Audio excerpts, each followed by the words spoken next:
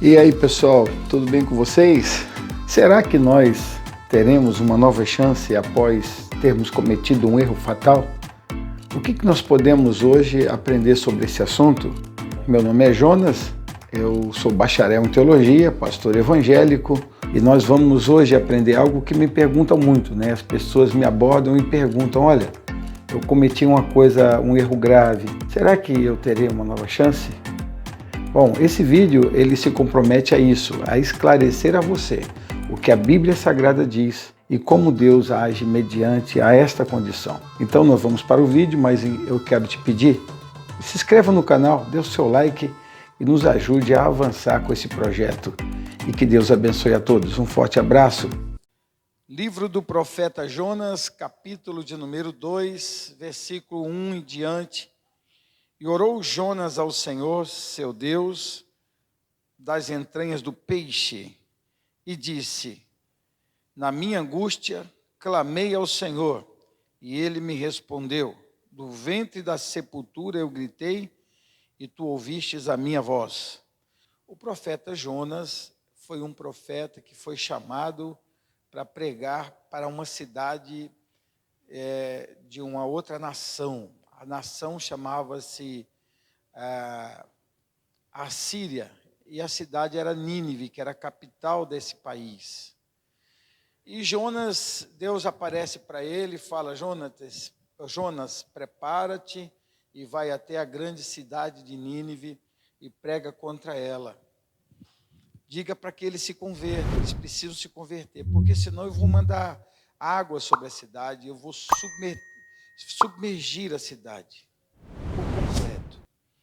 E Jonas, ele ficou muito irado com aquela ordem, porque ele não queria, ele tinha alguns aspectos que envolviam essa ordem. O primeiro aspecto é que ele tinha alguns sentimentos em relação aos ninivitas. Ele tinha medo, porque os ninivitas eram muito agressivos, eles tinham técnicas de violência. Quando Deus fala para Jonas ir para Nínive, você não vê Jonas falando para o Senhor: Senhor, manda outro, eu não quero ir. Senhor, por que eu? Ou por que o Senhor quer salvar aquele povo ruim, aquele povo maligno? São nossos inimigos, eles invadem, eles violentam as pessoas, eles matam as crianças, eles vazam os olhos, eles fazem crueldade. Por que o Senhor me manda? Você não vai encontrar a oração de Jonas no capítulo 1. Você só vai encontrar a oração de Jonas no capítulo 2, quando ele está dentro do inferno. E como é que ele estava ali? Ele estava ali com aquele ácido, né, que sai, que os órgãos internos do peixe jogavam sobre ele para dissolver.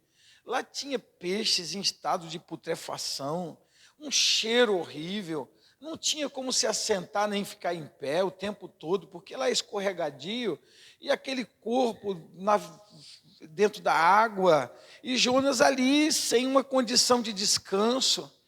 Jonas ainda respirava, porque o peixe devia puxar o oxigênio. E então Jonas resolve orar. E eu quero começar a falar com você que tem muita gente que deixa para orar na hora que está numa situação praticamente já sem volta. Tem muita gente que tem oportunidade para orar, tem muita gente que tem oportunidade para buscar Deus, para se arrepender, para falar: Senhor, eu estou arrependido. Mas não, ele deixa para fazer isso quando já se encontra num estágio terminal, num estágio sem saída.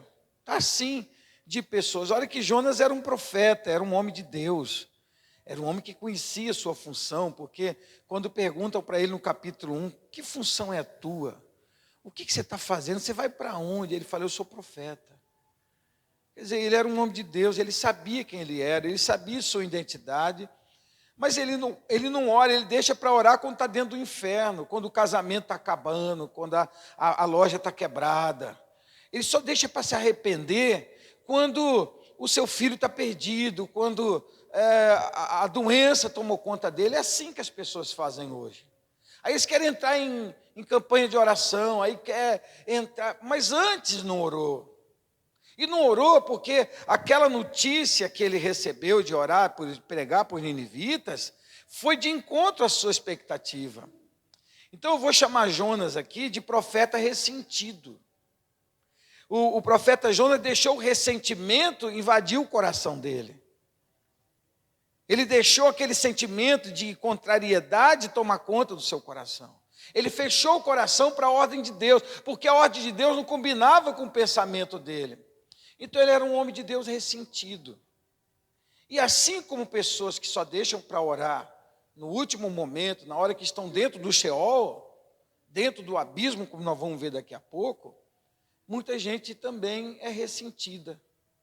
Muita gente vive um ministério ressentido, um pastorado ressentido, um presbitério ressentido, um diaconato ressentido, um presbítero, um profeta ressentido. A pior coisa que existe é observar que existe alguém dentro da igreja com ressentimento. E você vai ver que esse ressentimento leva Jonas para dentro do inferno. E muita gente vai ser lançada também no inferno por causa do ressentimento, por causa da amargura, por causa do ódio. Dentro da igreja, servindo a Deus como um profeta, mas com o coração ressentido. E você vai observar que Deus só salva Jonas na hora que ele reconhece o seu ressentimento. Tem pessoas que estão como Jonas. Estão dentro de um lugar, no meio de um sofrimento, mas não reconhece o seu ressentimento. Então Jonas era assim. Ele foi para lá naquele lugar porque o coração dele estava fechado. Estava fechado para a ordem de Deus, estava fechado para salvar aquele povo. Ele não queria salvar os ninivitas. E a Bíblia diz aqui no capítulo 1, no versículo 1 e 2, que ele está ressentido, né? Era um crente ressentido. E quando a gente está assim, a gente busca justiça própria. Enquanto a gente não vê a justiça própria, a gente não sossega. Dentro da igreja, tem uma escritura, mas está com ressentimento com pessoas lá de trás. Está com ressentimento daquelas pessoas que fizeram mal. Está com ressentimento daquelas pessoas que odiaram, aquelas pessoas que caluniaram. Isso está dentro do coração. É um profeta, é um homem de Deus? É uma mulher de Deus? É. Mas está cheio de ressentimento. E isso vai levar para o buraco e vai levar para o Sheol. E ele diz no começo, aqui no versículo 1. Olha aí no versículo 1. E orou Jonas ao Senhor, seu Deus, das entranhas do peixe. E no verso 2 ele diz, a minha angústia, e disse, na minha angústia eu clamei ao Senhor. E ele me respondeu, do ventre da sepultura eu gritei. Essa palavra sepultura aí é Sheol, é inferno, Hades, que é no grego, né, no hebraico. Então a gente utiliza essas palavras, também é chamado de inferno. Ele fala que ele estava angustiado, porque ele estava numa situação que ele não conseguia sair. E muitas vezes Deus deixa a gente em situação que a gente não consegue sair. Que é para a gente perceber que a gente precisa se arrepender. Deus vai tratando com as pessoas. Deus vai tratando com as pessoas que Ele ama. Você vai ver no final desse sermão a misericórdia e o tratamento de Deus, que o Senhor quer dar uma lição para ele. No versículo 9, nós vamos ver uma lição. Uma lição. Então ele está angustiado. E a angústia levou ele para a barriga do peixe. E tem muita gente que está ressentido com a família, por exemplo. Com a mãe, com o pai, com os irmãos. Precisa tirar isso do coração. Precisa liberar o perdão. Porque essa angústia vai criar uma situação que vai nos levar a uma situação na qual a gente não consegue sair. Então nós vamos aqui passear nesse texto, aprender um pouquinho. Olha no versículo 3 aí. No versículo 3, a Bíblia diz assim, olha, porque tu me lançaste no profundo, no coração dos mares, e a corrente de água me cercou. Todas as suas ondas e as tuas vagas têm passado por cima de mim. Então ele deu conta que ele chegou no fim da linha, no fundo do poço, no último estágio que um homem poderia chegar. Ele viu, eu vou morrer agora. Eu cheguei nas profundezas do mar. No mar, eu imagino que esse peixe, quando abocanha Jonas, ele desce. ele desce lá para o profundo. E Jonas está lá dentro. E Deus permitiu. E Deus permite que a gente desça. Deus permite que a gente suba, mas Deus também permite que a gente desça. Existem pessoas que sobem no lugar mais alto, que bonito. Mas também pessoas que descem no lugar mais fundo. E elas descem por causa dessa angústia, desse ressentimento. De não obedecer à voz de Deus por priorizar os seus sentimentos.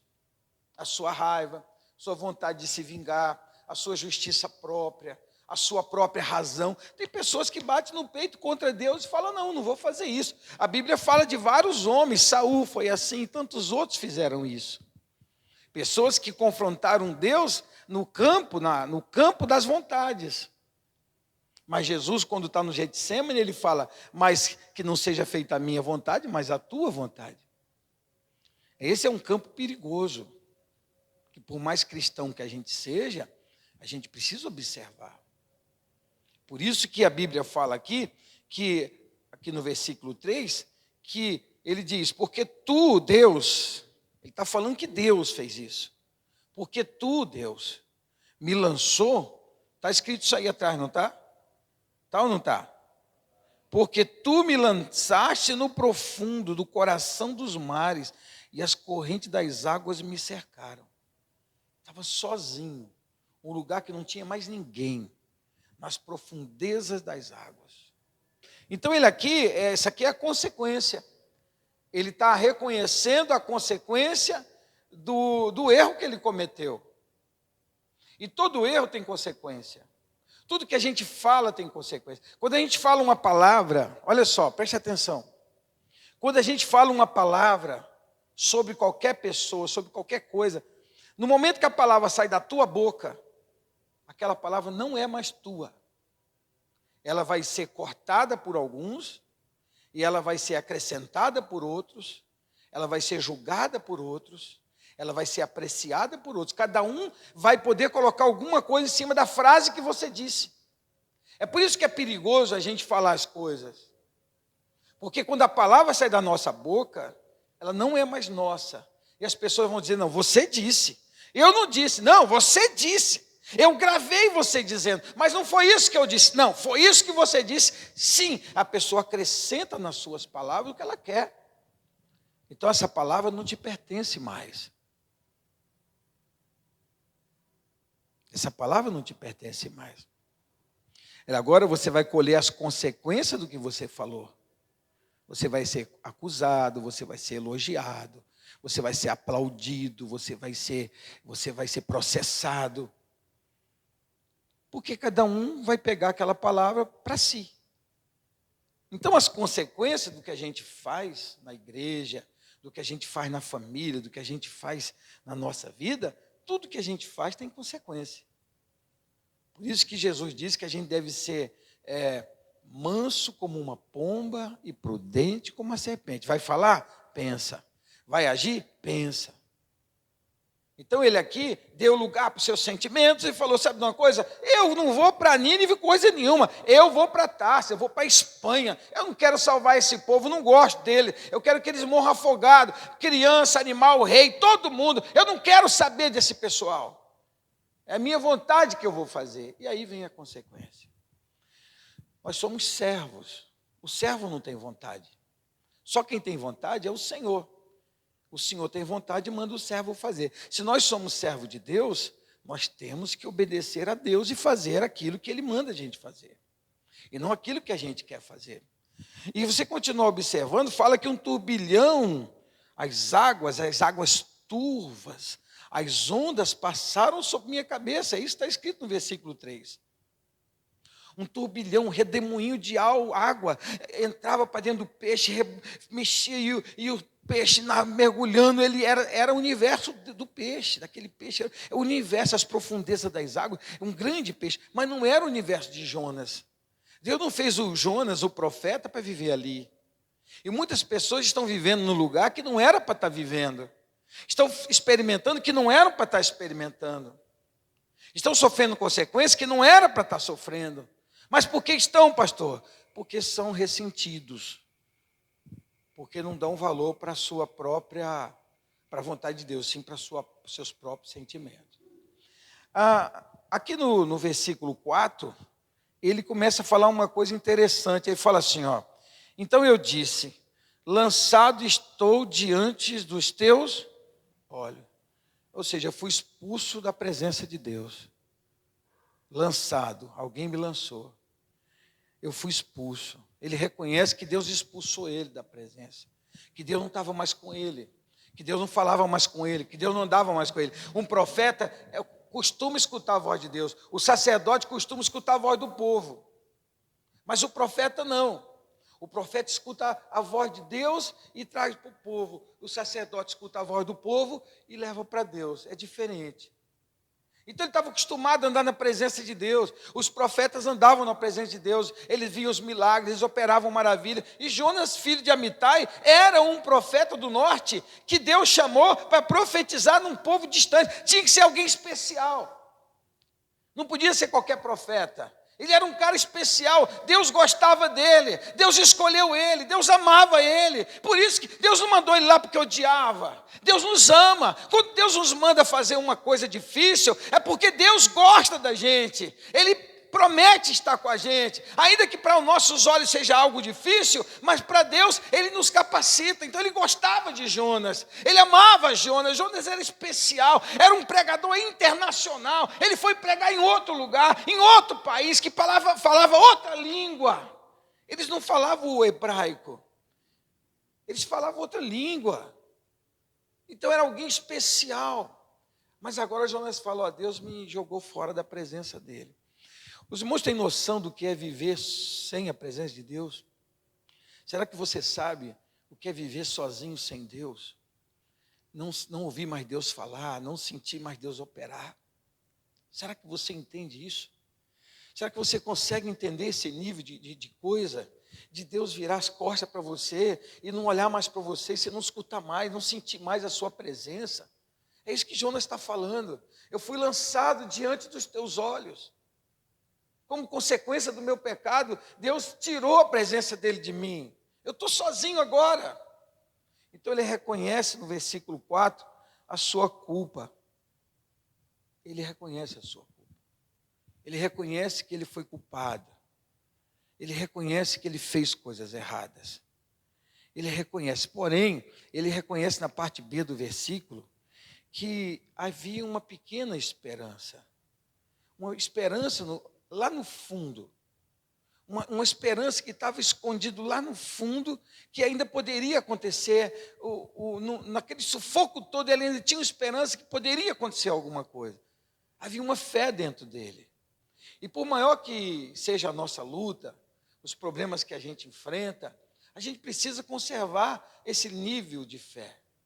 Não podemos perder a nossa fé porque as coisas estão difíceis, porque nós estamos dentro de um peixe, porque nós estamos pagando nossas consequências, porque nós pecamos, porque nós erramos, porque nós falhamos. Ainda que tudo isso esteja acontecendo, nós precisamos guardar um pouquinho de fé, porque ele fala no versículo 4, na parte B, ele fala na parte B: todavia tornarei a ver o teu santo templo. Ele fala assim, ó, eu estou aqui no meio dessa situação, errei, pisei na bola, mas eu sei que a minha situação vai mudar. Eu sei que Deus vai olhar para mim. Eu sei que de um jeito ou de outro o Senhor vai interferir nessa situação, nesse limite da terra, nas profundezas do oceano, nessa solidão infernal, de dentro do inferno, ainda que eu esteja já condenado à morte, que eu tenha chegado no fundo do poço e no limite da minha existência, eu tenho certeza que o Senhor, Ele ainda por sua misericórdia, Ele vai fazer alguma coisa por mim.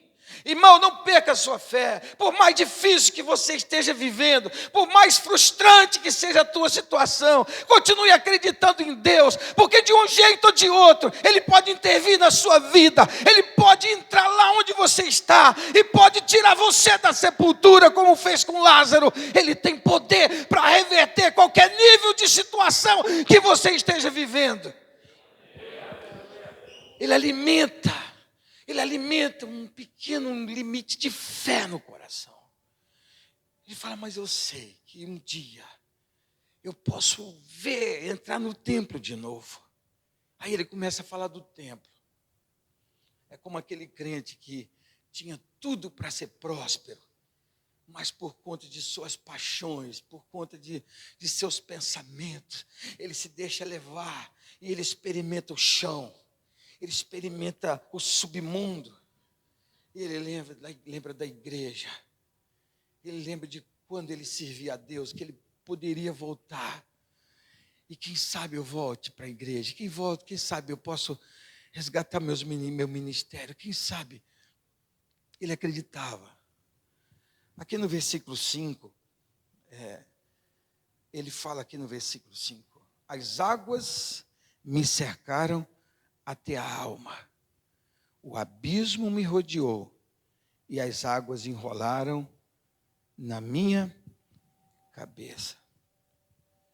Ele fala no começo do versículo 5 que as águas me cercaram até a alma. Ele está contando para nós aqui como é que ele estava por dentro, o sentimento que eles estavam sentindo, as dores que a gente sente na alma, a tristeza. Ele devia estar triste, angustiado, porque perdeu tudo aquilo que de bobeira. Ele está revelando para nós como é que está ele por dentro aqui. Ele está revelando os sentimentos mais profundos da alma humana. Sabe, e tem coisas que o médico faz, tem coisas que o médico não faz. O médico, ele quando a gente está com o corpo doendo, ele vai lá e dá um remédio para nós, e a gente toma remédio para dor, mas a alma não. Ainda que os psicólogos, os psiquiatras, os psicoterapeutas cuidem de nós, do nosso psique, da nossa alma, ainda que eles que tenham ainda essa ciência que nos ajuda, mas a cura da alma não vem do homem. A cura da alma vem de Deus. É esse o papel da igreja, dos pregadores, das células. Trazer cura para a alma das pessoas. A cura que vem do céu, a cura que vem da Bíblia, a cura que vem da oração, a cura que vem da igreja. A alma só é curada através do milagre, a alma só é curada através do espiritual.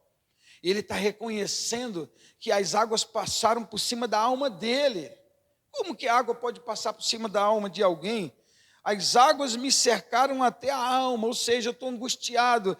Irmãos, você quer ver um sofrimento da pessoa, não é nem esse sofrimento da dor, ele é ruim. Mas o sofrimento de alma, ele é terrível, porque a gente não consegue sair. A gente nada está bom, a gente está sofrendo, a gente está chorando, a gente está querendo morrer, a gente está querendo... O sofrimento da alma é muito forte. Ele está aqui revelando que a alma dele foi ferida por causa dele mesmo. Por causa das consequências que ele mesmo procurou, ele está recebendo. Então a alma dele, ele recebeu aquele turbilhão de coisas que aconteceu com ele, foi ferido lá na alma dele. E ele fala aqui duas coisas interessantes. Ele fala, o abismo me rodeou. A palavra abismo aqui nesse texto é o mesmo texto que lá de Apocalipse capítulo 9, versículo 2. É o mesmo abismo que está também em Judas, versículo 6, que é chamado de Tártaro. A palavra Tártaro, que é uma palavra que vem grega, que vem da mitologia grega, quando ela é usada na Bíblia, ela quer dizer aqui, essa palavra abismo quer dizer que ele está na parte inferior dos mortos. A palavra Tártaro significa um abismo onde os anjos foram lançados, os anjos malignos, lá em Judas, e também lá em Apocalipse capítulo 9, verso 2 em diante, quando fala que o abismo saiu do abismo, aqueles anjos malignos, aqueles seres malignos. A palavra Tártaro significa um lugar mais fundo do universo dos mortos. Se o universo dos mortos está aqui, o inferno está aqui, existe um lugar mais profundo chamado Tártaro. E ele agora fala assim, lá de dentro do Tártaro, abaixo do nível dos mortos, ele fala no versículo 5, o abismo me rodeou. Ou seja, eu fui lançado no mais profundo dos infernos. Eu fui lançado no mais profundo do lugar onde não há saída. E ele fala, e as algas rodearam minha cabeça. Não está escrito isso aí? Ele quer falar que os pensamentos dele estavam completamente tomados. A minha cabeça, onde é gerado o pensamento, meus pensamentos estão confusos. Quando a gente está vivendo um momento desse, a gente só pensa em coisa ruim. A gente só pensa em derrota. A gente só pensa em fracasso. E aí nossos pensamentos ficam conturbados. Ele está falando que as águas enrolaram minha cabeça. Os meus pensamentos estão descontrolados. Eu não consigo pensar direito. Eu não consigo... Nada dá encaixa, nada combina. Nesse lugar fedido, nesse lugar que não tem saída, nesse inferno que eu estou vivendo, nas profundezas do abismo onde eu estou, abaixo do lugar dos mortos, meus pensamentos não batem. E quando a gente está assim, nossa cabeça não funciona direito. E a gente vê muita gente falando coisas desconectadas. E elas vivem assim porque elas estão vivendo um inferno de alma. E por causa do pecado. Porque não se arrependeu. Porque não obedeceu. Porque não viveu uma vida com Deus e de Deus. E é por isso que elas estão sofrendo assim. É por isso que elas estão pagando esse preço. Então ele está aqui, interessante, se você estudar isso aqui, ele tem muito mais coisas para falar. E tem muita gente pensando em coisa ruim porque estão vivendo momentos difíceis, né? Pessoas que pensam em tirar a vida, pessoas que pensam em tirar a vida da sua família, pessoas que pensam em sair andando pelas ruas, pessoas que se aproveitam, que tiram esse momento difícil que estão vivendo e começam a colocar sua maldade em ação. Mas a Bíblia diz, o Senhor diz lá no livro de Jeremias, eu sei o que tenho para vós, eu tenho planos bons e não maus. Deus tem coisa boa para nós. Não é porque você está passando um momento difícil na sua vida. Pastor, mas é porque eu pequei lá para trás, mas tem conserto. É por isso que eu estou pregando aqui hoje. O Espírito Santo de Deus guardou esse dia para eu falar essa palavra que já tem meses no meu coração. Mas essa palavra o Senhor fez com que fosse hoje. Então Ele quer falar com a gente aqui hoje. Você crê nisso, que o Senhor quer falar conosco aqui hoje? Então, a gente não precisa ficar pensando coisa ruim. Vamos pensar coisa boa. Vamos acreditar. Acreditar que Deus tem coisas boas para fazer, que Ele pode nos curar, nos libertar, nos dar vida. No Antigo Testamento, as pessoas acreditavam no Messias que ia vir. Então eles matavam um animal, já aspergiam o seu sangue no altar e acreditavam no Messias que ia vir. Eles olhavam para frente. Já no Novo Testamento, a igreja no Novo Testamento, não precisa mais pensar no animal que ia matar, porque a gente agora olha para trás, a gente não olha para frente, olha para trás. O Messias já veio, a gente crê no Messias que já veio. No Messias que a gente não precisa matar o animal, porque ele foi a oferta, o sacrifício por nós. Então, já que nós temos que olhar para trás e dizer que o Messias já veio, já foi sacrificado, então pense em coisas boas. Se você errou, tem conserto. Se você falou demais, tem conserto. Se você ofendeu alguém, tem conserto. Se você agrediu alguém, tem conserto.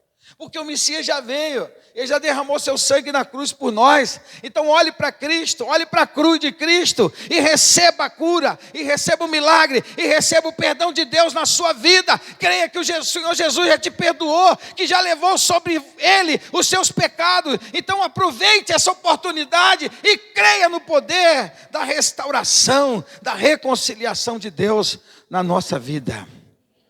Amém, igreja?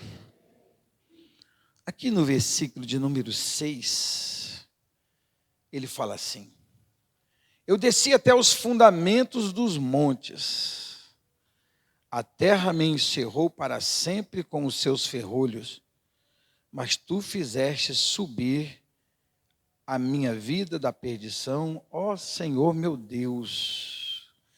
Ele fala que Deus permitiu que ele chegasse até os ferrolhos da terra, até onde os montes começam, lá embaixo, onde começa o pé das montanhas grandes. Mas ele fala da misericórdia de Deus. Ele termina o versículo 6 falando da misericórdia de Deus.